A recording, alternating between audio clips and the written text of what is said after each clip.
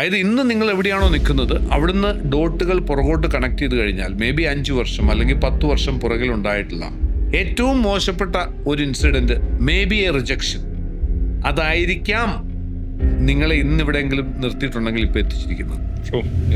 അപ്പം നമുക്കൊരു റിജക്ഷൻ ഉണ്ടായിട്ടുണ്ടെങ്കിൽ ആ മൊമെൻറ്റിൽ ജഡ്ജ് ചെയ്യുന്നതിന് പകരം അതിനെ ജഡ്ജ് ചെയ്യേണ്ടത് ഒരു 5 വർഷം കഴിഞ്ഞിട്ടായിരിക്കും. എൻ്റെ ജീവിതത്തിൽ ഉണ്ടായിട്ടുള്ള ചില ഫോളുകളാണ് എൻ്റെ ജീവിതത്തിലെ ഏറ്റവും വലിയ ഉയർച്ചയ്ക്ക് കാരണമായത്.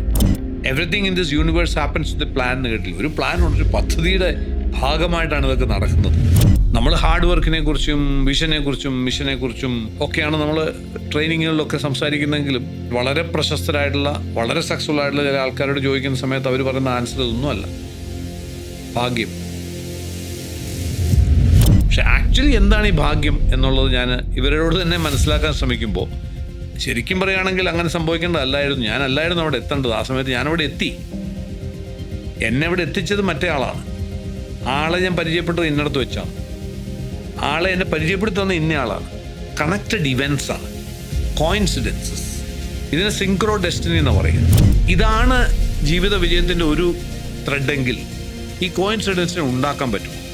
യെസ്, ഉണ്ടാക്കാൻ പറ്റും എന്നുള്ളതാണ്, ഇത് പ്രൂവ് ചെയ്യാൻ പറ്റും.